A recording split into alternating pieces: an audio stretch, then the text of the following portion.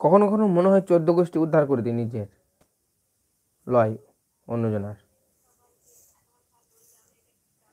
দেখো দেখো, তুমি দেখতে থাকো। কোনো কোনো মানুষ বলে কপালে নাই কো ঘি, সবসময় ছোবরা, তাই বলে রে কপালে ছোবরা। চিন্তা করছি ছোবরাও যেটা আমার জুটেছে সেটাও আবার সেই ঘুণ ধরা বা মানে সঠিক লয়। ছোবরা তো গা ঘষা যায়। ওকে যদি ভিডিও করতে বলা হয় তাহলে ওর মাথা ধরে, ওকে যদি ঘুমোতে বলা হয় তাহলে আর খুব ভালো লাগে, ওকে যদি খেতে বলা হয় তাতেও মাথা ধরে। অবশ্যই এটা ভালো, খেতে ভালো না লাগার পেছনে একটা মানে ভালো দিক আছে, আমাকে বেশি খরচ করতে হবে না। যাই হোক, আজকে লাইভ এসেছি, অনেক দিন ধরে ভিডিও ছাড়া হয় না, তার জন্য লাইভটা করি। কারণ ইউটিউবে কিছু নিয়ম তো আছে যে মাঝে ফাঁকে লাইভ করতে হবে, তাই লাইভটা করছি। এখনও পর্যন্ত আমার ভিডিওতে কেউ আসেনি, তবুও আমি বোঙার মতো বক বক করছি। যদি ভবিষ্যতে কেউ এই ভিডিওটা দেখো তাহলে একটা লাইক তোমরা করতে পারো অবশ্যই। আর হ্যাঁ, লক্ষ্মীর ভাণ্ডার পর্বগুলো তোমাদের কেমন লেগেছে কমেন্ট করে জানিও। তোমাদের কমেন্টগুলো আর লাইকগুলো পাওয়ার পর মনে একটু হলেও আনন্দ আসে, উৎসাহ জাগে, মানে নিজেকে উৎসাহিত করি ভিডিও করার জন্য। কিন্তু কোনো কোনো মানুষ আছে যারা আমার ভিডিওতে ডিসলাইক মারে, এবং সেই ডিসলাইক মারা ভিডিওগুলো যদি আমি তোমাদের বলি, তার মধ্যে এই কিছুদিন আগে একটা ভিডিও ছেড়েছিলাম, যে ভিডিওটার নাম হচ্ছে ধর্মের নামে নোংরামি। এই ধর্মের নামে নোংরামি ভিডিওতে 4 জন মনে হয় ডিসলাইক মেরেছে, এবং ডিসলাইক মেরেছে। কিন্তু আমি যে যে কথাগুলো বলেছিলাম সেগুলো একটু একটু রিপিট করি।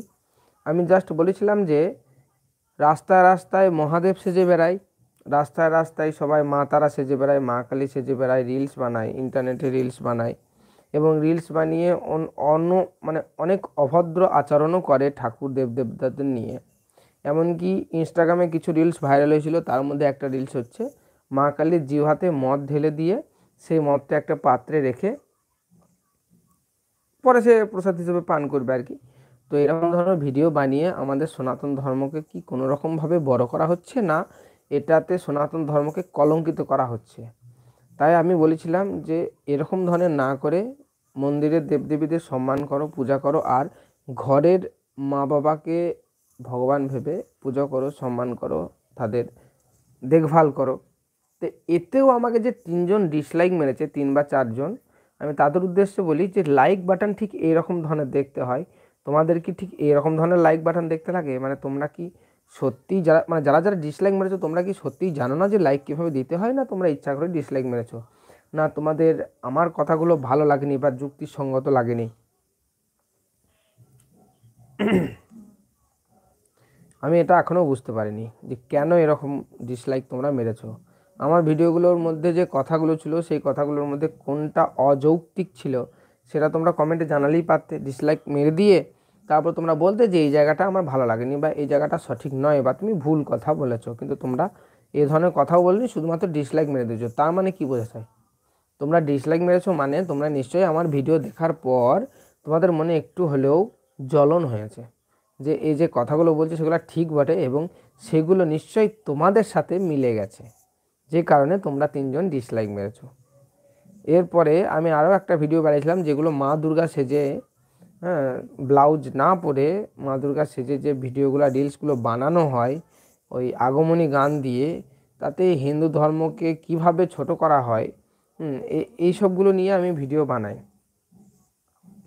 এখন বর্তমানে ভিডিও বানানোর ইচ্ছা চলছে আমার ওই যেগুলো ভাইরাল চলছে, প্রীতিমণ্ডল কাপল বংরন না কী সব, ওদের কাপল ভিডিও আনার আমার একটা ইচ্ছা আছে। তাই আমি চেষ্টা চালাচ্ছি যে এই ধরনের ভিডিও ছাড়বো।